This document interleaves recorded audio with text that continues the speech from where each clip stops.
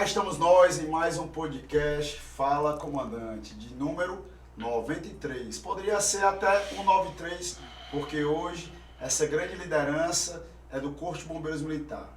Mas antes, eu tenho que agradecer a você que está nos assistindo na telinha do celular, na palma da mão, e não deixa de se inscrever e acionar o sininho para você ser notificado com outros vídeos de lideranças que têm histórias inspiradoras. E a todos vocês que estão aí no sofá, nos assistindo nesse domingão na TV Metrópole, muito obrigado pela audiência. Por favor, compartilha com outras pessoas também, porque aqui você tem comandantes de relevância que fazem parte de uma história muito importante em favor do povo cearense.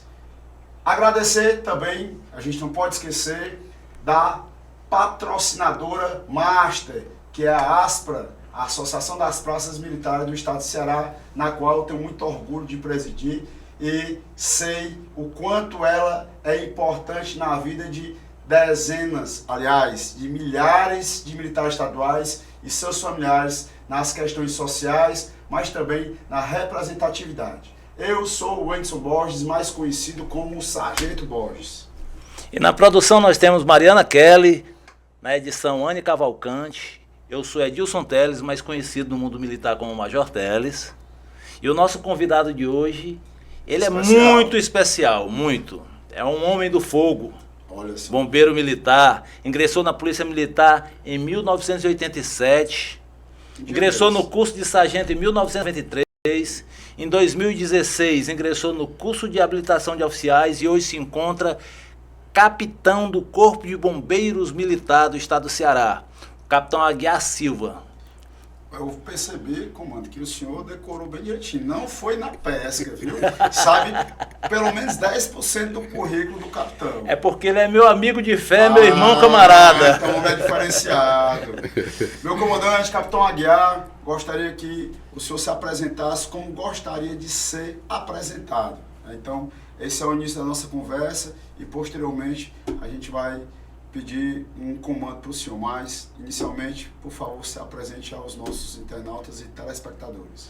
Eu quero, desde já, agradecer o convite de vir aqui, contribuir, colaborar, contar um pouquinho da nossa história, tanto dentro da instituição como fora da instituição.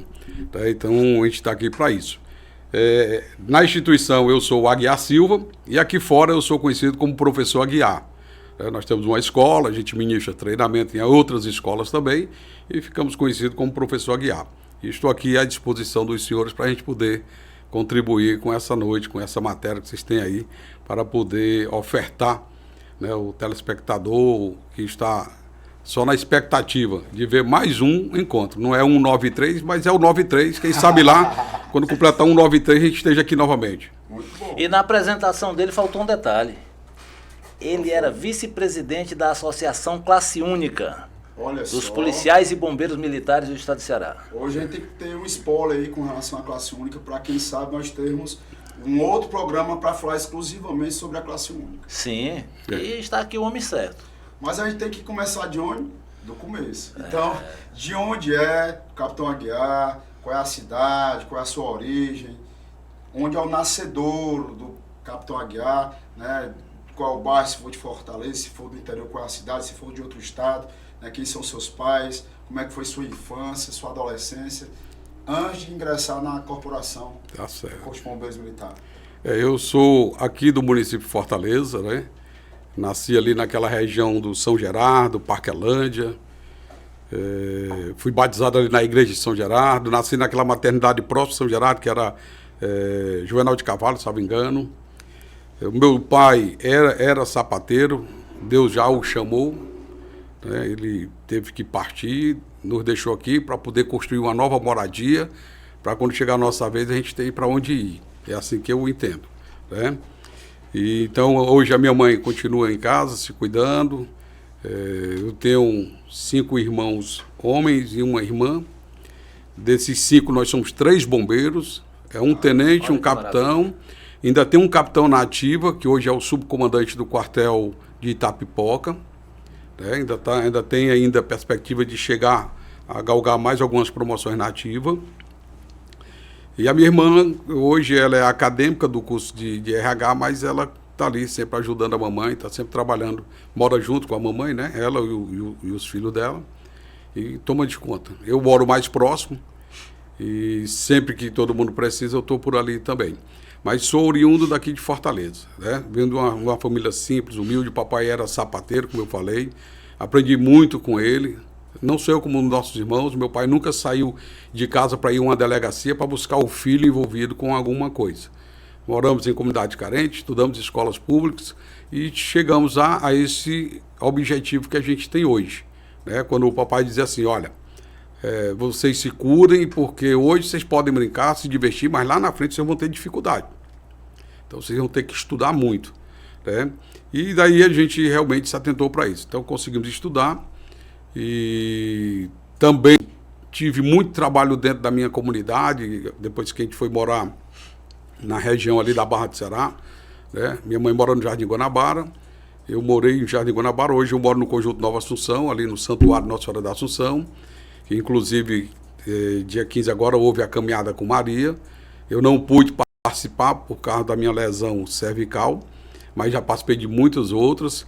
Tive a oportunidade de participar do movimento de jovem, onde nós construímos a igreja, o Santuário Nossa Senhora da Assunção, que é redondo, né? Nós participamos da construção, levando pedra, levando cimento, ajudando no mutirão, que ela foi construída toda num mutirão. E daí, então, foi quando eu pensei até em ser padre, porque a gente tinha um trabalho de evangelização com jovens. Com quantos anos na época? Nessa época, eu tinha aí meus 18 anos, se não me engano. Era mais ou menos isso. Pensou nessa época em ser padre?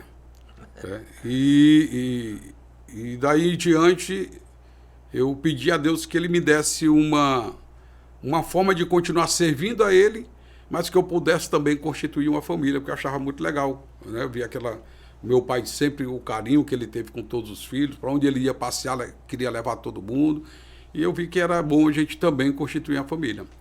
E numa oração, Deus me deu a oportunidade de fazer um concurso para a Polícia Militar, em 87, e nesse concurso eu não iria para o Corpo de Bombeiros, eu iria ficar na Polícia Militar por causa do número de vagas, né? E na minha classificação não daria para poder eu ficar na turma que ia para o Corpo de Bombeiros. Mas naquela época o senhor tinha interesse de ir para o Corpo de Bombeiros? Sim. Né? Era um concurso só para a Polícia Militar e Bombeiro? Mas já tinha esse direcionamento para o bombeiro? Já, porque eu já tinha um irmão no Corpo de Bombeiros, né? O Aguiar 1. O senhor já sabia que o bombeiro era melhor do que... Olha como é interessante. Não é que é na melhor, época não. dele é diferente, né? Ele fazia um concurso, Único. poderia ir para único, né? Poderia ir para a Polícia Militar e Bombeiro. É. Já na minha época já era diferente. Já era... 92, quando houve a separação, Realmente houve a separação. aí pronto, aí agora é separado. Mas na época, o concurso para soldado era um concurso único. É. Eu entrei eu fiz o concurso no final de 91 e ele já era específico para a Polícia Militar. Já O começaram... concurso, né? Eu ingressei em 92, Sim. mas meu Salvo concurso foi no engano, final de 91. começou em 90, 90. 90. Porque antes o Corpo de Bombeiros era como se fosse uma companhia especializada da PM. Como fosse, tinha o Detran, Como que hoje é a se fosse CP. choque, como se fosse... Exatamente, era assim. Nós éramos soldados do Corpo de Bombeiros da Polícia Militar do Ceará. Era uma especialização, no caso. Como ele falou, é como fosse um batalhão de choque, grupamento como fosse especializado. uma polícia rodoviária estadual, tá entendendo? Entendi. Pronto, aí depois veio a separação e pronto, ainda seguimos carreira separado da polícia. Mas na época não, o recrutamento era todo... meu recrutamento foi dentro do quartel do bombeiro, no comando geral mesmo, né? Mas a gente tinha instrução também com oficiais da Polícia Militar. Né? Aí passaram-se 6 anos para o concurso, 5 para 6 anos. Mais ou menos com 6 anos foi que eu fiz o concurso, o CFS. Foi o primeiro CFS com prova de piscina. Foi o primeiro Que era concurso. específico para o bombeiro. Foi o primeiro concurso com prova de piscina, foi o meu CFS 93. E de lá para cá agora é obrigatório. Né? Tanto mergulho. Agora não, agora ele só faz só nada e faz um mergulho vertical, né? A gente fazia também aliás, a gente fazia o horizontal, agora é só horizontal, a gente fazia também o vertical, para pegar uma bola de sinuca. Em 93, eu tentei o CFO do bombeiro. Foi na mesma época que eu passei no CFS. E eu fiquei fora das vagas, mas com possibilidade de ser chamado, que reprovava muito, inclusive por causa da piscina.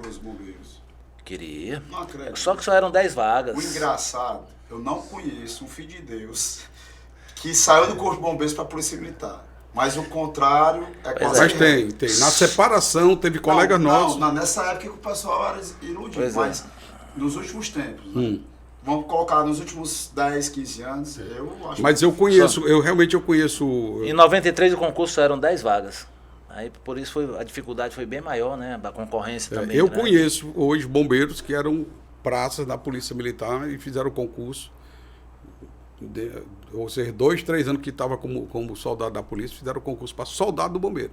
Não, eu conheço Tem um colega meu, Cândido, Cândido, que foi fazer o concurso para soldado. Conheço a terceira sargento da PM que foi ser soldado do bombeiro. Não é que, como você falou, que o bombeiro é melhor do que a polícia. Não é que seja melhor, tá? Depende do ponto de vista.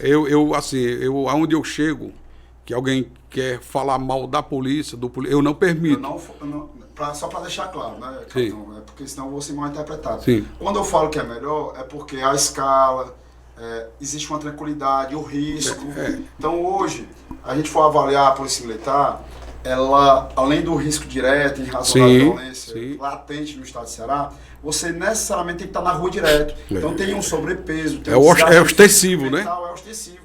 E o bombeiro é tipo o exército. Eu fico guardado, saio quando tem uma ocorrência. Sim. Então mais, você descansa mais. É mais ou menos essa linha de raciocínio que eu falo defendendo meus irmãos policiais militares. Porque assim, o policial militar, quando ele sai do quartel, que ele vai para uma ocorrência, nessa ocorrência tem aqui 2 famílias, ele agrada uma e desagrada a outra. Falei isso lá no Ipueiras, no meu discurso no aniversário de 5 anos da Companhia do Corpo de Bombeiros Militar. O meu irmão era o comandante lá. E o bombeiro só agrada. Na época Por isso que ele é 01 em pesquisa, em credibilidade. Então é a instituição que tem maior credibilidade com a sociedade brasileira. Até para você resgatar o corpo de um cadáver que está com 3, 4 dias no manguezal lá, agrada a família. Tá entendendo? Então, realmente, assim, eu sou um defensor do policial militar. Por onde eu passo, se alguém questionar, eu digo, não fale isso. Tá? Nós temos excelentes profissionais na instituição e é uma das profissões mais difíceis que tem de se exercer hoje no nosso país. Se não for a zero. Tá? É uma das mais difíceis.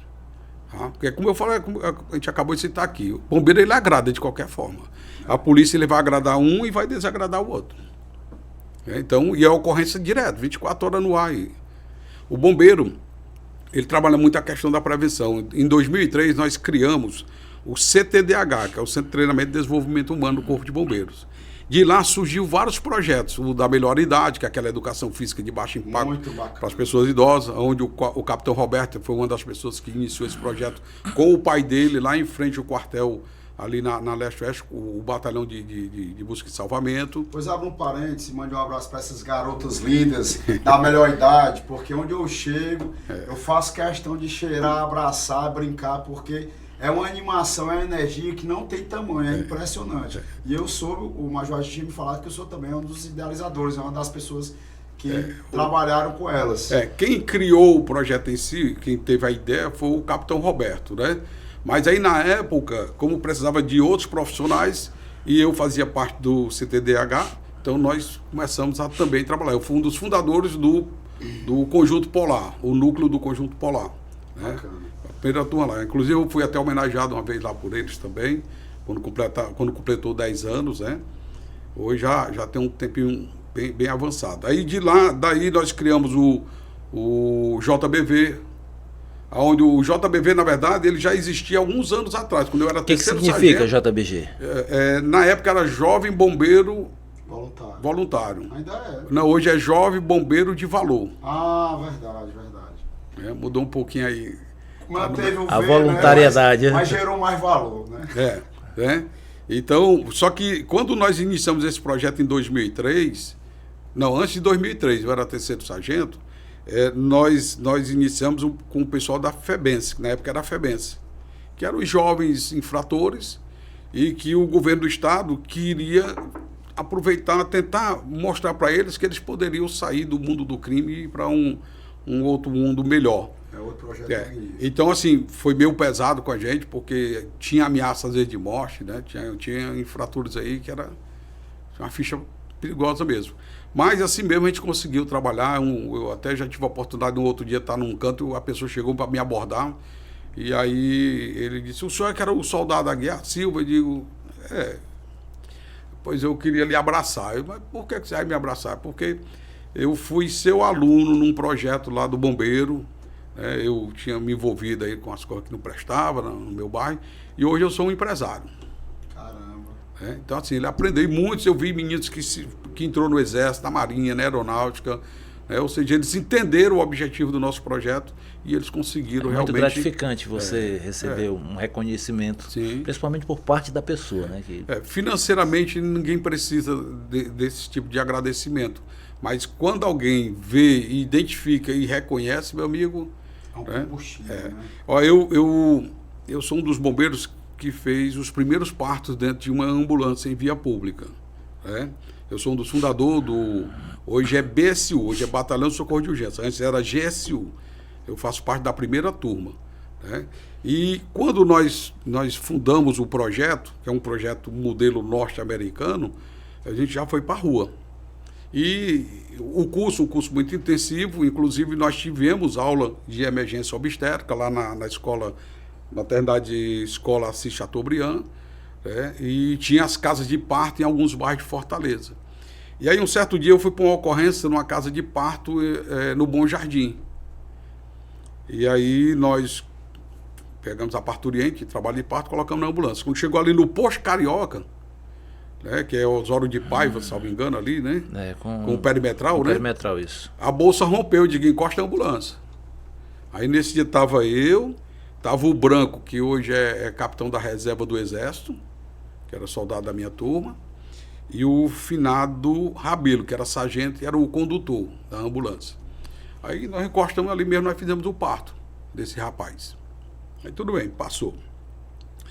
Levamos para o hospital, inclusive o médico, ele achou que o procedimento foi feito, era de profissional que tinha muita experiência.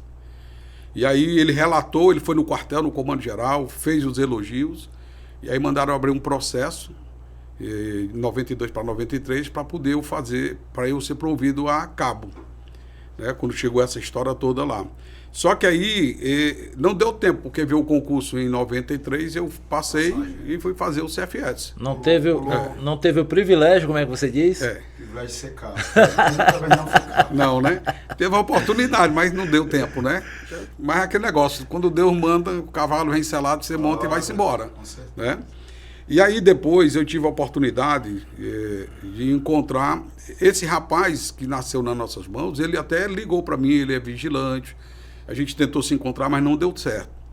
Depois passou, e quando foi agora em 2019 para 2019, eu fui procurado por uma empresa norte-americana, que eles queriam fazer uma homenagem aqui no Brasil, dos 50 anos que eles aqui estavam, uma empresa de tecnologia.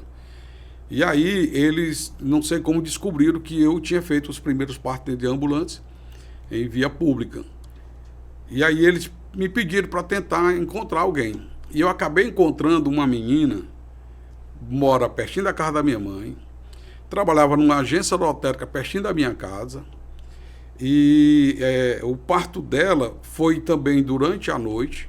Nós conduzimos a mãe dela para dentro da ambulância, no caminho a bolsa rompeu e ali nós fizemos o parto. Pronto, passou. Anos depois, eu estava num supermercado fazendo umas compras, estava eu e a minha finada esposa, né, e uma senhora passou, eu estava fardado, ela passou e olhou para mim assim várias vezes, e até minha esposa disse: será que ela foi sua aluna? Né, porque tem muitos alunos no meio do mundo aí, e até eu falo para o pessoal: vem falar comigo, não tem problema. E a minha esposa, ela nunca teve problema com ciúmes. E aí essa senhora só veio falar comigo quando eu cheguei no caixa para passar as compras. Aí foi que ela perguntou se eu era bombeiro. Eu disse: sou. Mas o senhor trabalha em ambulância? Eu digo: eu trabalhei em ambulância, hoje eu não trabalho mais. Mas o senhor já fez algum parto na sua vida? Eu digo: já vários. Foi o senhor que veio na minha casa aqui numa madrugada, me colocou dentro da ambulância e no caminho a bolsa rompeu. E a minha filha nasceu nas suas mãos. A minha filha hoje é uma menina linda, né? Nesse momento, as lágrimas começaram. Eu não gosto muito de comentar, mas as lágrimas vieram, né, pela gratidão, pelo reconhecimento. Ela veio e disse, olha, eu queria lhe abraçar, porque você fez algo que nem todo mundo poderia ter feito. E aí ela chorou, minha esposa chorou.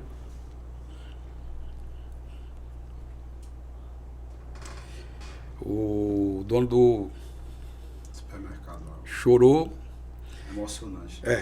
Então, assim, são esses reconhecimentos muito importantes. E isso foi uma matéria estava no YouTube. Eu até pedi para o meu sobrinho ver se consegue recuperar no meu Instagram.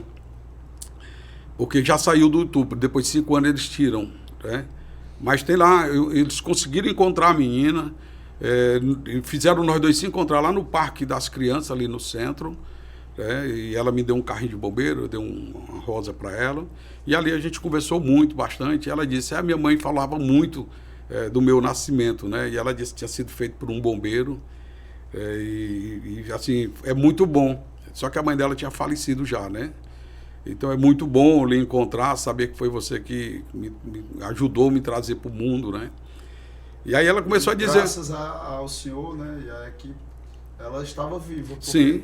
Provavelmente não iria ter chance. Porque essa questão dos partos de emergência pode acontecer tanto do feto falecer como a parturiente também, né? Mas o suporte que a gente deu para ajudar tanto a criança como a mãe, e graças a Deus a gente conseguiu salvar os dois. Então, assim, a gente tem algumas histórias aí que dá para escrever um livro. Dá. É muita história.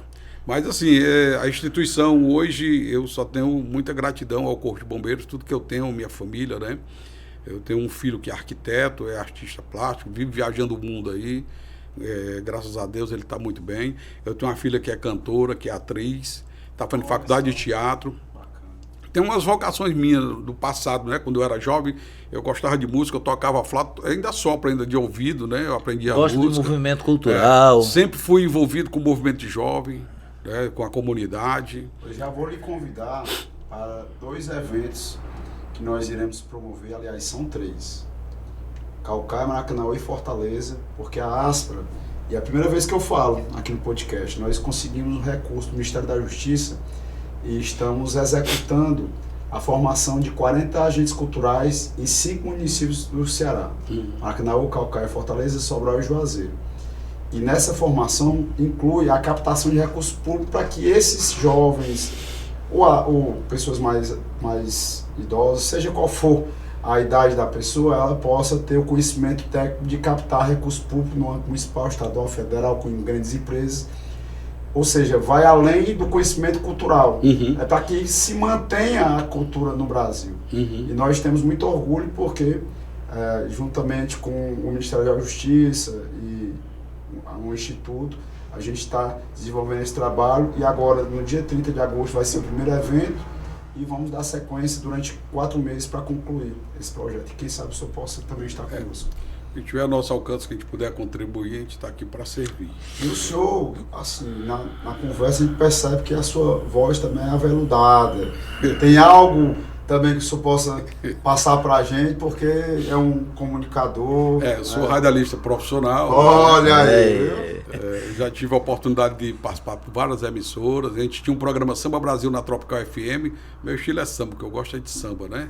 Então nós tínhamos um programa Samba Brasil. Hoje esse programa está na Expresso FM com o Ricardo Vieira, que era quem rendia nós lá na época que eu fazia o programa na Tropical FM. Tive a oportunidade de passar também algum tempo, uma temporada, foi os 3 primeiros anos do basquete cearense no NBB. Né? Eu fazia a cobertura para o programa Atualidade Esportiva na Rádio Verdes Mares, né? Foi por lá onde eu comecei realmente a me tornar profissional. Foi de lá que eu fui fazer o meu curso e fui estagiar. O Bolsa Faria abriu a porta para mim. Lá tem o professor Luiz Eduardo, que na verdade foi quem... O professor Luiz Eduardo, ele me conheceu num samba lá no centro. Eu fazia um samba dia de sexta-feira. Ele chegou para curtir o samba lá. Né? Ele fica, período carnavalesco, ele fica uma criança, um menino assim de 18 anos. Um frevo é bom. Precisa ver. É bom, né? Aí o professor Luiz Eduardo chegou numa sexta-feira lá para poder entrar e tal, e o pessoal da segurança não queria deixar, e me falaram, pai, tem um cara ali querendo entrar, mas ele disse que é radialista. Eu digo, vamos lá. Aí eu fui. Pois não, cidadão. Ele, pai, eu tô querendo entrar aí para dar uma olhada e tal, eu sou lá da Rádio Vesmar. Entre. Aí ele começou a fazer amizade, inclusive eles parecem um pouquinho comigo, o professor Luiz Eduardo. Aí ele começou a dizer lá na Vesmar que eu era irmão dele, né? E aí o Sérgio Pinheiro disse, rapaz, traga um homem para poder eu conhecer, rapaz, eu gosto dos bombeiros. E nessa ida para lá eu fiz amizade com o Sérgio Pinheiro, o Bolsa Faria foi quem liberou a minha inscrição do curso e o estágio, ele assinou, né, autorizando o estágio. A Betânia era a produtora, foi quem também abriu as portas para mim. E daí então eu fiquei indo lá e o Luiz Eduardo ia me passando as dicas, como é que eu tinha que fazer. E fui vendo de perto e aí quando eu disse, olha, apareceu uma oportunidade aí, basquete cearense. Eu disse, rapaz, não sei nada de basquete. Eu pensando, na hora que o senhor falou aqui, que também trabalhou na transmissão do basquete, eu imaginei, não, um homem entusiasta do basquete, é conhecedor. Mas tive que aprender. Aí o Luiz Eduardo, faça isso. Então assim, ele foi o meu orientador. Até hoje é um grande irmão, uma pessoa que a gente sempre é. E aí ele foi passando as dicas e assim eu fui. Na época que eu estava na Tropical FM, a gente fazia o programa dia de sábado, de 13 às 16, era eu e o Ivanildo Andrade. Né? E quando saí de lá, às vezes eu ia para Vesmar. Quando não, eu ia para umas casas de samba. Aqui mesmo na 3 de Maio, às vezes eu ia ali, que era o Shopping Book, a gente ia fazer locução ao vivo lá, né? Fazia transmissão para a própria emissora. E daí eu fui caminhando. Em 2018, nós fizemos em 2017 o show, né? 2016. 2016, fizemos o show em 2016. Em 2017, eu passei um ano na assessoria de comunicação do Corpo de Bombeiros. O coronel Heraldo era o comandante-geral e chegou para mim e disse assim, Agazinho, eu queria sua ajuda aí para a gente fortalecer aqui a nossa assessoria de comunicação. Na época, o tenente-coronel Mar era capitão, né? Ele disse, o capitão Mar disse que você é radialista, e aí eu queria que você me ajudasse. Eu estava saindo do Tribunal de Justiça para fazer o show e tinha convite para voltar para o tribunal. Aí ele disse assim, faça o seguinte, você me ajuda aqui um ano, quando chegar no final do ano eu lhe mando de volta para o tribunal. E assim, ele foi meu comandante do CFS, foi uma pessoa que nos ajudou na nossa luta. Na época ele era subcomandante do coronel Gugel, o coronel Gugel era o comandante, né? E o tenente-coronel Mário era capitão. Eles fizeram um levantamento das despesas que o bombeiro ia ter para poder promover 300 bombeiros a segunda tenente. Isso sem falar numa reunião que a gente teve com o coronel Gugel, na época ele estava presente, o coronel Heraldo, e ele fez alguns questionamentos a gente, que a gente mudou, a gente aperfeiçoou o nosso discurso para convencer as autoridades. Então ele ajudou muito quando ele nos questionou lá no começo. Foi. Entendeu? Porque as perguntas que ele fez, a gente foi procurar respostas, né? E argumentos, né? Para quando a gente fosse questionado novamente, a gente ter a resposta certa. Então ele foi muito... Eles ajudaram muito bastante. Bacana. Foi. A reunião que a gente teve com ele foi muito produtiva. Foi. Porque na época a nossa luta, em nenhum momento a gente bateu em ninguém. A gente só escutava. E quando chegava aqueles colegas nossos com mais vontade de ir para a rua, com faixa, uma coisa e outra, aí a gente, não é por aí que nós vamos conseguir. Não conseguir dessa forma aqui. Até o começo da luta, as faixas que a gente fez, que no dia que o governador foi entregar a mensagem, não sei se você estava presente, a mensagem de mudança da criação da lei 15797, da lei Camilo, nós estávamos presentes com as faixas. Mas as nossas faixas, elas não eram agressivas. A gente fazia uma reivindicação de uma forma muito inteligente, que era subtenentes injustiçados, subtenentes prejudicados, subtenentes esquecidos. Era mais ou menos esses termos e só. era para a gente alarmar que tinha alguma Chamar coisa a errada atenção, na lei de promoções. Mas, de momento algum, a gente estava confrontando ninguém. Entendeu? Que, na verdade, deixaram os subtenentes de fora da lei.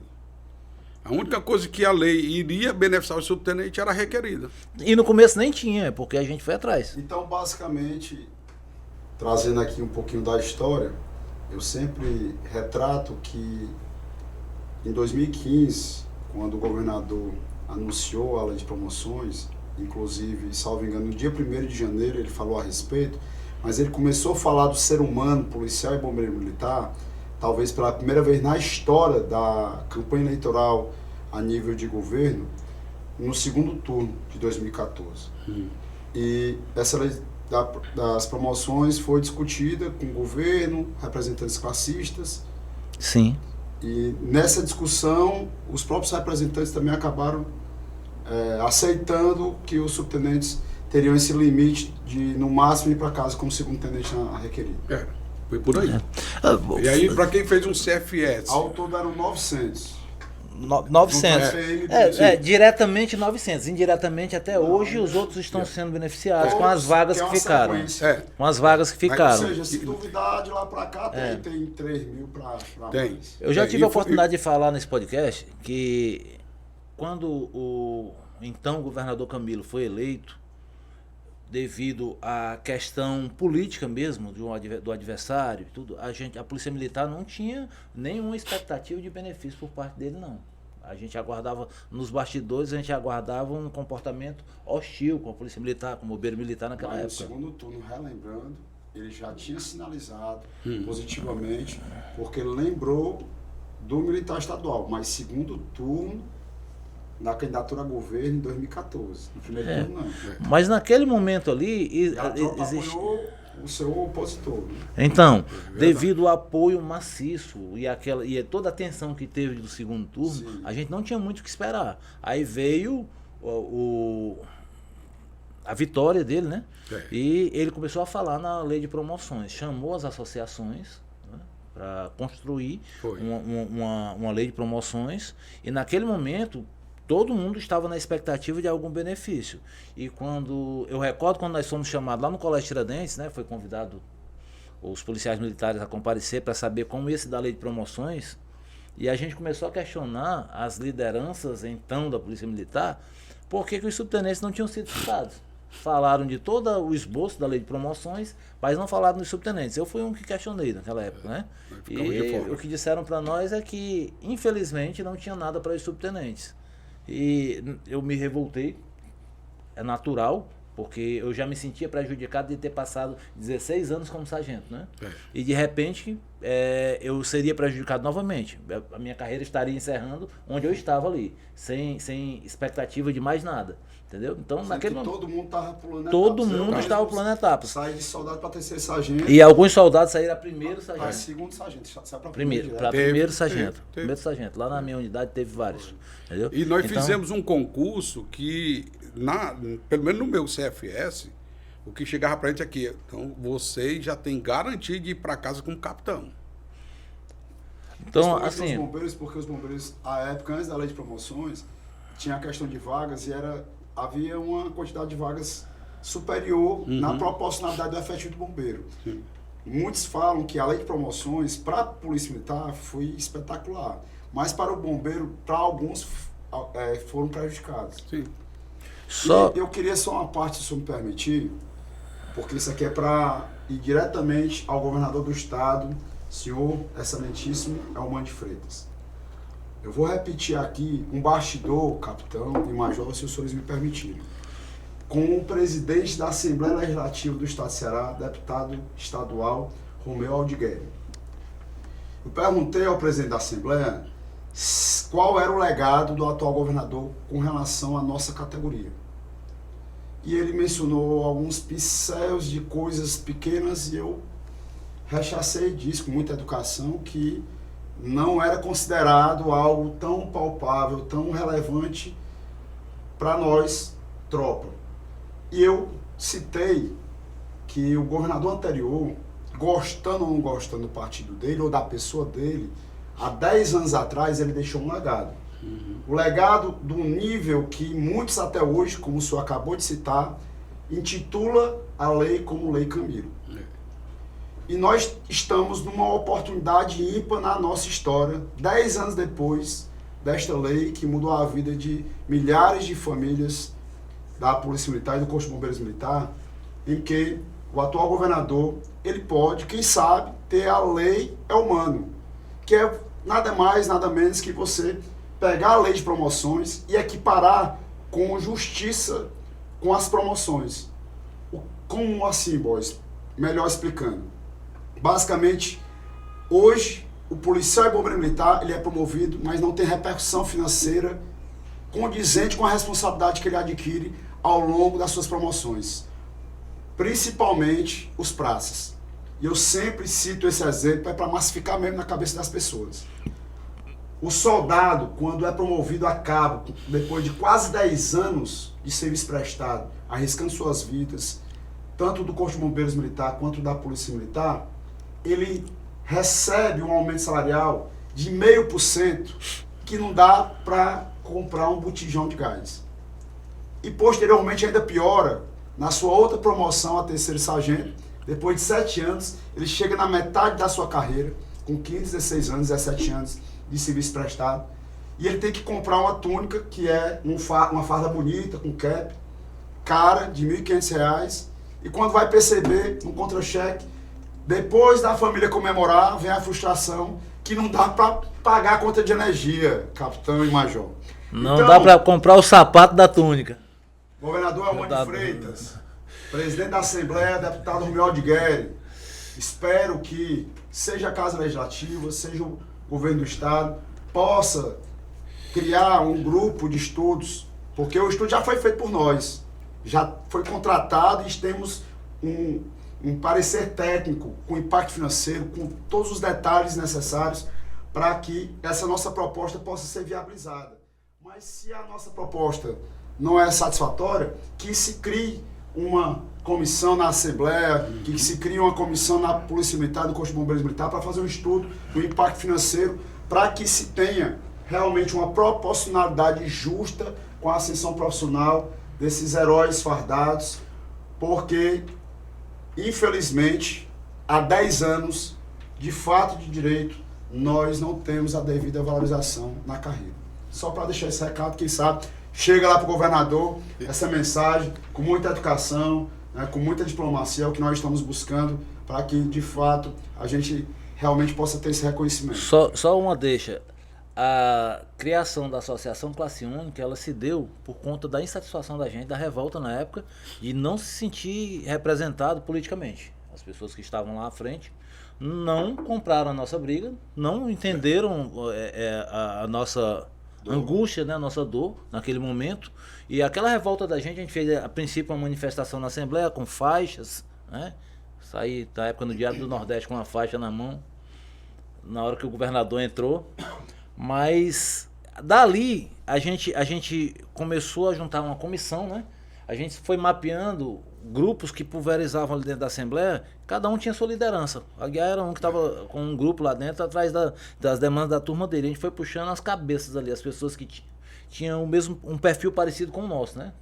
E a gente conseguiu juntar um grupo de lideranças ali naquele momento e, a princípio, uma comissão, e posteriormente a gente percebeu que a questão da receptividade era muito maior se a gente se tornasse uma associação. E foi por isso que a gente criou a Classe Única, onde era o vice-presidente aí. Então eu sou diante do presidente e do vice-presidente. Mas, rapaz, você não tinha me falado dessa notícia. É bacana. E a questão dele ser comunicador, eu recordo de uma situação ali na Cabense, tinha um policial que foi assassinado. O governador Camilo, na época, compareceu e ele pediu a palavra. E ele emocionou todo mundo com essa voz dele, com a forma de falar, né, as colocações dele. Até o governador ficou emocionado. Então foi muito marcante aquele momento. Mas que era um ali, colega nosso, né? E o sentimento era puro ali, né? De verdade, você expressou... ele é da minha época que a gente entrou, né? Pois Só que ele policial e... eu acho que foi ali pela Igreja Universal, né? Foi. Houve um assalto lá. Foi. E ele, na reação, atingiram ele e ele perdeu a vida. O pai dele é evangélico, né? E aí, naquele momento ali, era um colega nosso, um irmão de farda que estava partindo. Até o governador ficou emocionado com as palavras dele no dia. Eu achei... Foi marcante para mim aquele como momento. eu falei, do mesmo jeito que Deus me disse assim, vai ser bombeiro, você vai continuar me servindo, salvando vida, né, e vai constituir sua família. Da mesma forma, eu senti que Deus chegou para mim e disse assim, deixa uma mensagem de um irmão seu que está partindo, não é de sangue, mas é de farda. E assim eu fiz. Então a gente deixou lá uma mensagem lá. E foi justamente também nesse momento que a gente estava na luta, nessa questão de ser aprovado uma emenda que desse a oportunidade de nós suboficiais, nós subtenentes, tanto da polícia como do Corpo Bombeiro, fazer o curso de habilitação de oficial. Que era a emenda 54. Emenda 54. Portanto que... Foi entregue e depois... ela sumiu, parece, né? Foi entregue para a pessoa e depois sumiu. E eu reforcei ainda, lá nas comissões, eu recebi uma cópia do então subtenente Daniel, né? E eu entreguei na mão do capitão Wagner, vou falar o nome aqui, entreguei na mão dele. E eu tinha uma esperança muito grande que ele fosse colocar em pauta, né? Inclusive o Evandro Leitão, que era o presidente da Assembleia na época. Isso, líder do governo. Ele era o Zezinho Albuquerque, que era o presidente da Assembleia. Líder do governo, É o Daniel tomava com o Zezinho Albuquerque, né? Isso. O Daniel me entregou uma cópia. Aí eu entreguei ao capitão Wagner e fiquei na expectativa que ia acontecer, né? E o Evandro Leitão chegou e disse, olha, só vou poder levar uma das mensagens aí. Ele estava com 2 na mão, 3, né? Ele tirou a nossa de lado, entregou a do pessoal da turma dele lá e nós ficamos a ver navios. Mas é isso mesmo. Mas Deus assim mesmo continuou sendo bom para nós e deu tudo certo, né? Mas foi bom porque vocês trouxeram algo que foi inédito.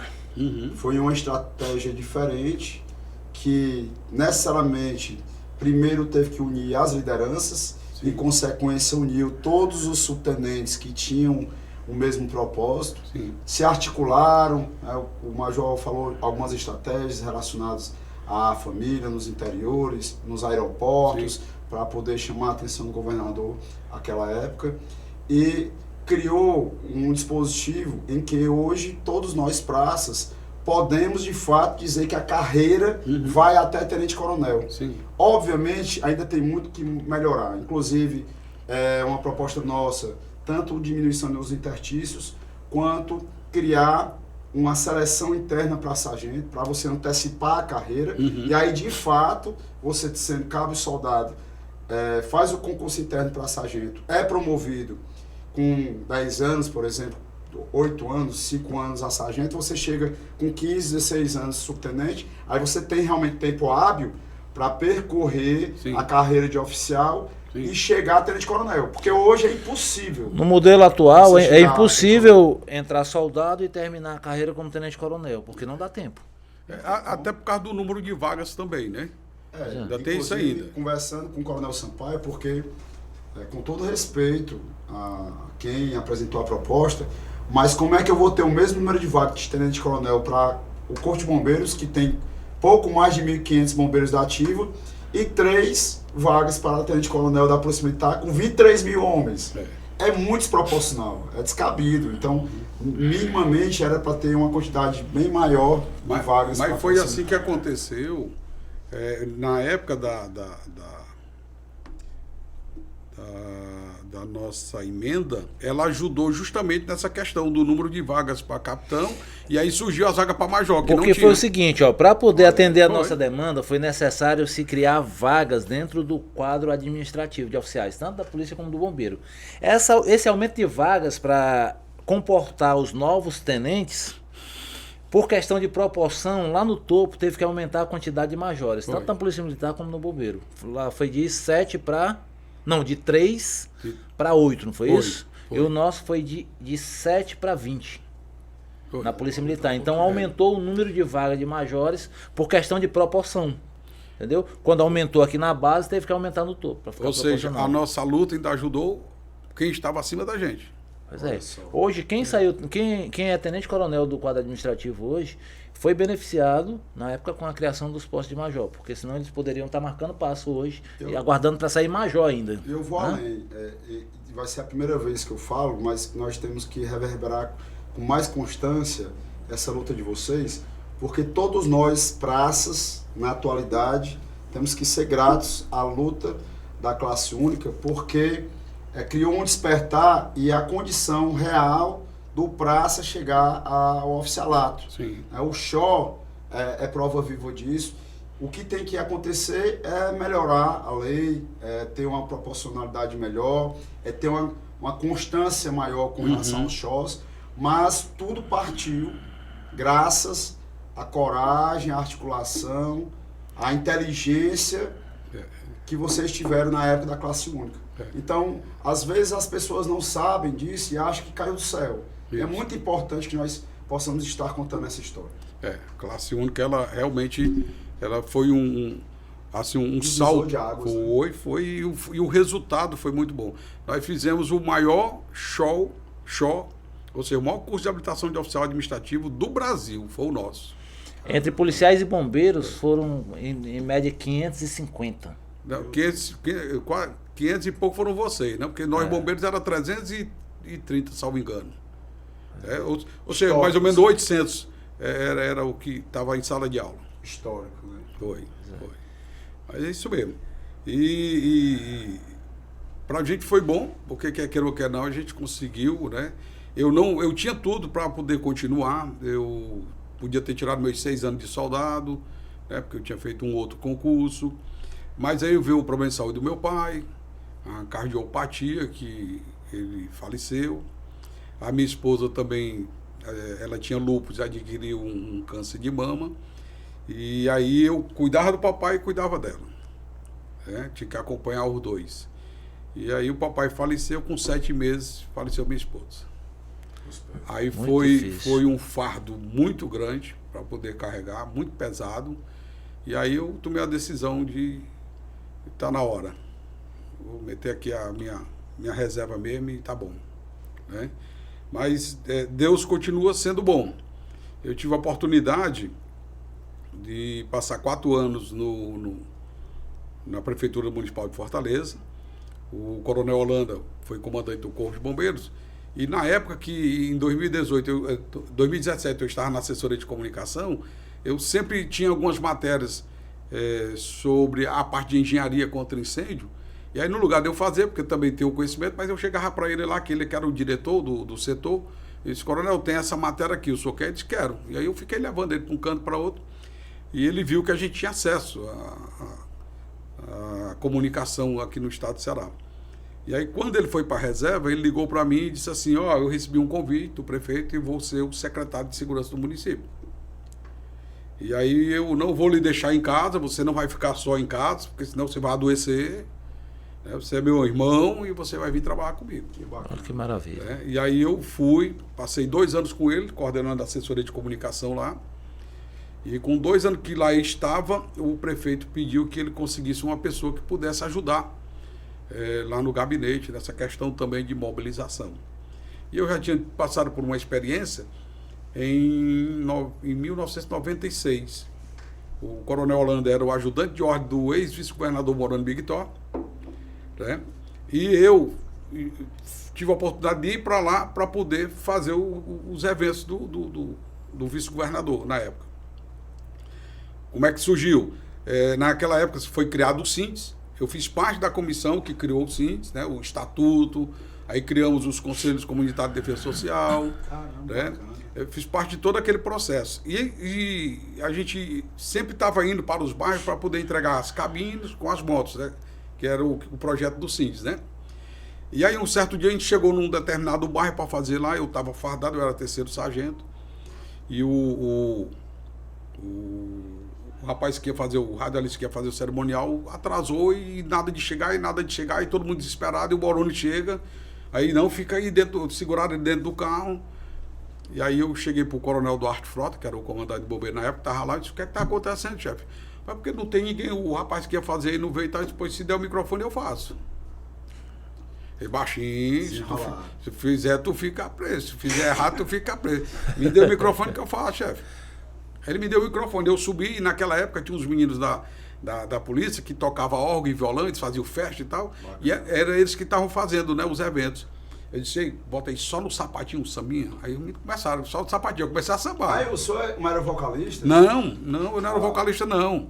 Eu, para poder apresentar, eu primeiro apresentação, fui chamar o povo. Massa, Aí eu comecei a sambar em cima. Aí a esposa do Moroni veio, a dona Rosa, né? E ficou, continua. Pode botar o samba. E eu sambando fardado. E o coronel olhava para mim assim. Mas esse cara vai se enrolar. Mas já se enrolar. O comandante da polícia era o coronel Gilson Liberato, muito meu amigo também. Gente boníssima, um grande líder. Mandar um abraço para o coronel Gilson. Eu também, pessoa boa, coronel Duarte, coronel Holanda, coronel Cugel, coronel Heraldo, que são pessoas que eu estou citando o nome aqui, são pessoas que eu tenho um carinho muito grande, porque eles também sempre reconheceram o nosso trabalho, né? E foi lá que eu rasguei o vice-governador e ele subiu empolgado, a multidão, e nesse negócio ele gostou. 3 dias depois, o coronel chega para mim e diz, ei, tem esse documento aqui, vá deixar lá na vice-governadoria, que o vice-governador quer falar com você. Aí eu fui, só que quando eu cheguei lá, a recepção que eu tive do oficial da polícia que estava lá, ele disse, o que é esse documento aqui? Ele disse, foi o comandante do bombeiro que mandou eu trazer, que o vice-governador quer falar comigo. Eu vou dar uma olhada no documento. Tá bom. Ele olhou, na verdade, ele estava me apresentando para poder eu ficar na vice-governadoria. Só que aí o oficial da polícia olhou e disse assim, não, aqui não tem vaga para bombeiro. Realmente, com toda razão, ele falou que não tinha vaga para bombeiro, porque ali era a segurança do vice-governador. Né? E bombeiro fazer segurança, ele nunca viu isso. Né? E um terceiro sargento. Aí, quando o Moroni chegou, ele disse, ô baixinho, eu quero falar contigo mesmo. Aí o oficial disse, coronel, doutor Moroni, tá aqui um documento apresentando ele, mas aqui não tem vaga para segurança, não. Eu vou mandar ele de volta para o quartel. Aí, não, pera só um minuto. Aí chamou ele lá, conversou com ele, aí depois me chamou e disse, ó, a partir de agora ele aqui faz parte da minha equipe. Eu quero carro, motorista para ele, porque é para poder ele ir para a rua aí e fazer os meus eventos. Os meus eventos. Mexendo. Aí pronto, aí eu fiquei em 96, 97, até, eu acho que em 97, ou foi 98, houve a eleição, né, mudança de governo, que era Tasso Gereissati de governador, e, se não me engano, Ciro Gomes foi que assumiu. E aí o Moroni não, ele foi eleito... O Moroni, na época, ele era vice-governador. Era vice-governador, era o Tasso Gereissati. Aí ele foi eleito deputado federal. Aí eu vou levar para Brasília. Só que a gente militar, para poder viajar assim, para trabalhar... Muito burocrático. Acabei voltando para o quartel. Né? E aí no quartel, a gente começou a desenvolver outros projetos por lá e fiquei por lá mesmo e pronto. Aí foi caminhando. Quando foi agora, como o coronel Holanda, ele era o ajudante de ordem do Dr. Moroni Bigtor na época, né? Ele me convidou para trabalhar e fui. Aí trabalhei 2 anos com ele na assessoria de comunicação da SESEC, e passei 2 anos no gabinete do prefeito Sarto, sendo o coordenador de mobilização, onde eu sempre chegava antes, chamava o povo para poder, quando o prefeito chegar, tá lá a comunidade para poder recebê-lo e receber o benefício que ele estava levando para aquele bairro de Fortaleza. Né? Bacana. Então nós passamos 4 anos aí no município. Aí quando foi dia 8 de janeiro, eu fui exonerado da função e eu estou de férias até hoje. De férias? Oi, capitão. Me ajude, capitão. Me ajude, de férias. É porque 4 anos lá, você não tira férias. Você recebe o dia das férias, mas você não tira. Porque assim, prefeito, eu vou tirar 15 dias de férias. Eu digo, opa, agora eu vou também. Mas não, o vice assume, aí tu tem que ir com o vice. Oh, meu Deus do céu. Tempo acabando, eu ia fazer uma pergunta ele aqui sobre a ocorrência relevante, mas... Mas é porque é bom só falar de forma resumida no final sobre o projeto, né? Que o senhor tem relacionado a questão de... Como é o nome do projeto? Projeto Salvar. Projeto Salvar. Então, se o senhor puder dar uma pincelada... Pronto. O objetivo do nosso Projeto Salvar é levar... Primeiro, é uma questão de gratidão. Né? Eu agradeço muito a Deus por tudo que ele nos deu e continua nos dando. E gratidão todo esse tempo que eu tenho na instituição, as conquistas que nós tivemos dentro da instituição, eu quero estar dentro das comunidades levando um pouquinho de um conhecimento mínimo que possa ajudar a salvar a vida. Não se admite, nós estávamos em 2025 e em torno de 150 mil, 200 mil pessoas morrer por ano em consequência de uma parada cardiorrespiratória dentro de casa porque ninguém sabe fazer nada. Né? Então, como eu a minha área é emergência médica, dentro do bombeiro, a minha especialização é emergência médica, né? Até hoje eu estudo, né?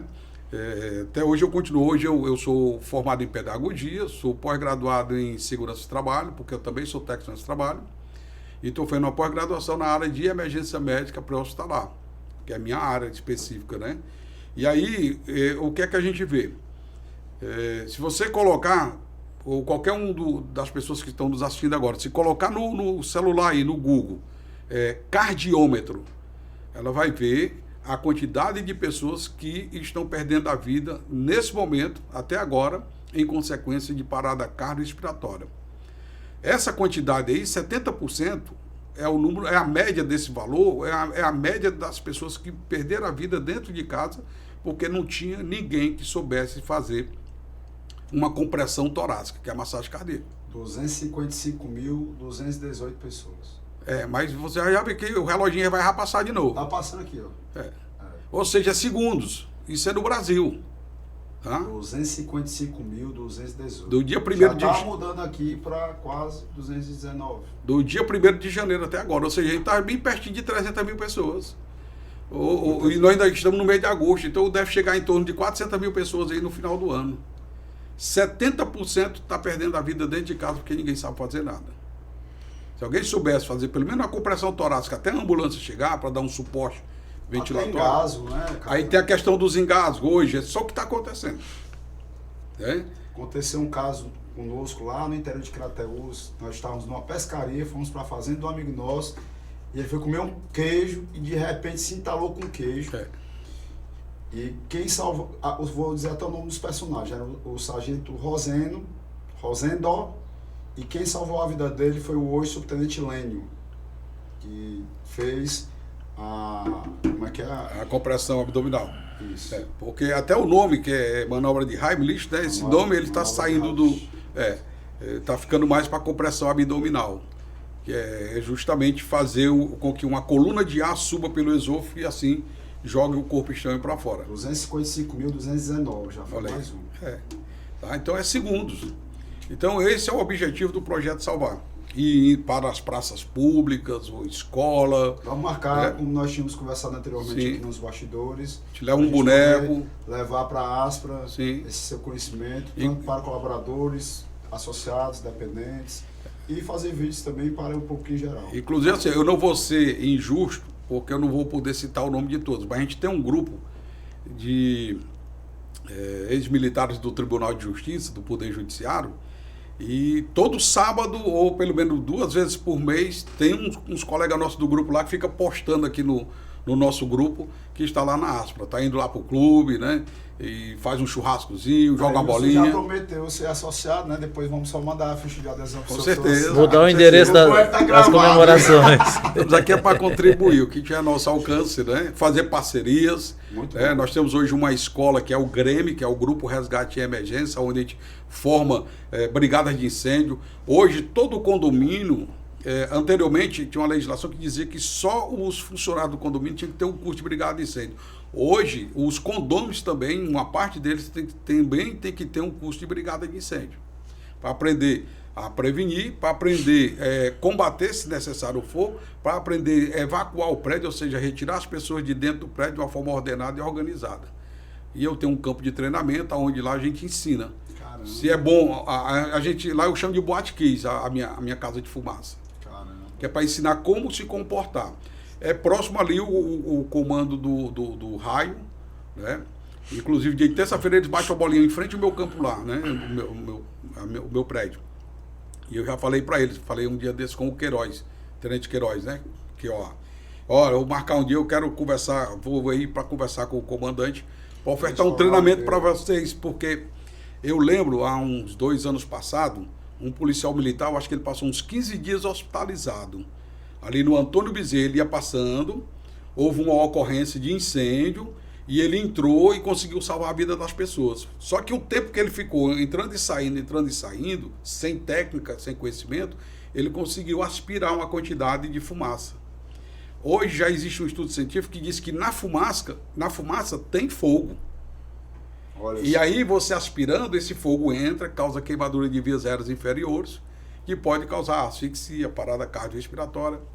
Aí lá eu tenho uma casa de fumaça, que a gente ensina como se comportar num ambiente que tem elevação de temperatura, fumaça, gasado, como é que você vai salvar a sua vida e a vida de outras pessoas. Sensacional. Inclusive, aproveitando a oportunidade, capitão, nós teremos uma ação social em alusão ao mês dos pais, no Raio, no dia 29, ou é dia 30, tenho que ver a data, e também no BP Choque, e outras unidades que incluem o Corpo de Bombeiros Militar aqui na região metropolitana. Então a gente poderia até, pelo menos no Raio, como é próximo, anunciar, no dia da ação social, se o senhor puder participar conosco, anunciar um dia de treinamento lá. Vamos programar. Amanhã com o Coronel Oliveira. Vamos programar, porque legal. Geralmente os meus treinamentos é dia de sábado, lá no meu campo, né?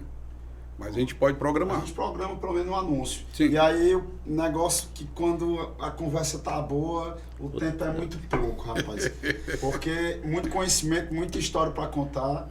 E a gente chegou no momento definitivo aqui do programa, capitão, que é o comando, a mensagem final. E aí eu pergunto primeiro ao nosso comandante Major Teles qual seria o comando, ele ainda está pensando. Ninguém se prepara. Ninguém se prepara, é O bom é surpresa. que é no improviso. Eu gosto assim. Qual é o comando, Major? Competência, Muito boa.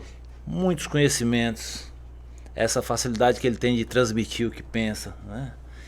Um estudioso, né? Que continua se aperfeiçoando, continua aprendendo. Então, ele é um cara que eu tenho admiração desde a época da Associação Classe Única, quando a gente teve os primeiros contatos.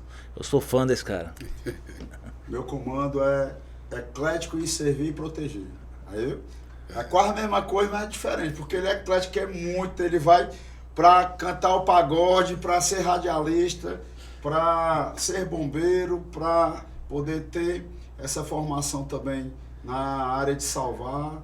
Ou seja, o homem é completo, é bem eclético e sempre colocando Deus em primeiro lugar, né? Então servindo, protegendo.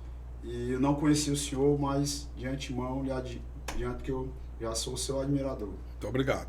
E agora, qual é o comando final do senhor aí? Gratidão. Sou grato pelo convite de estar aqui com vocês, a gente conversar um pouquinho, bater um pouquinho de um papo que ele torna-se saudável, né? Onde a gente começa a fazer uma retrospectiva também aqui por dentro, desde o início, principalmente da nossa carreira militar. Então, isso nos deixa muito grato pelo o convite que foi feito. Espero continuar servindo, espero, quem sabe lá também contribuir com vocês, tanto com o programa como com a instituição, dentro, claro, das nossas condições. Como eu falei, a PVC chegou, né? Então eu tenho que cuidar da saúde, porque senão a PVC vai tomar de conta. Explica aí o que é PVC. Pode dizer, não? Não, vamos deixar para depois. Vamos deixar para depois. Tá faltando só um detalhe, por ver. questão de justiça. Mandar um abraço aí para todos os ex-diretores da Associação Classe Única. É verdade. É importante. Aí, vamos marcar um podcast só Classe Única, que chama logo pelo menos um 5, que a gente fica aqui. Somos 12, 6 bombeiros e 6 policiais, né? O estúdio é pequeno, mas a gente vê uma forma de participar. Consegue. Uma parte aí. Com certeza. Mas é isso. Muito obrigado mais uma vez. Espero que Deus continue também dando aí força a vocês, né? Dando conhecimento para que você possa continuar sendo o representante que você é hoje da categoria. Você não representa só cabo, soldado, não. Você representa os militares do estado de Ceará, que a gente sabe disso. Eu tive a oportunidade de estar na solenidade de 100 anos da minha instituição, vi você por lá, eu venho lhe acompanhando. Como eu falei, a gente tem alguns grupos aqui que eu participo, e sempre está chegando alguma mensagem sua, a gente está ali vendo que realmente você tem compromisso com a categoria. Eu digo a categoria, eu digo aos militares do estado de Ceará em geral. A sua luta não é só para o cabo, para o soldado, ou só para o sargento. A gente sabe que a sua luta, o objetivo é que chegue a todos. Então, que Deus continue lhe abençoando, lhe fortalecendo, para que você seja esse líder que você tem hoje dentro das instituições e que possa realmente atingir mais objetivos pela frente. Parabéns pelo o crescimento que o clube teve, que na minha época, que eu era soldado, o clube ele era um pouquinho ainda restrito. Hoje não, a gente vê lá que ele é muito amplo, né? Foi feito muitas reformas, e isso graças a um trabalho que você vem fazendo com sua equipe. Então tá de parabéns. É bom rever o nosso presidente, né? E meu contemporâneo de Xó.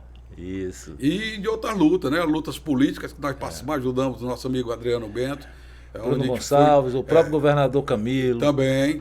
Né? Então, assim, é muito bom também ver aqui, conversar pessoalmente com o Teles, o Major Teles, né? Onde nós tivemos a oportunidade de compartilhar os conhecimentos durante o período que nós tivemos na academia fazendo o nosso curso.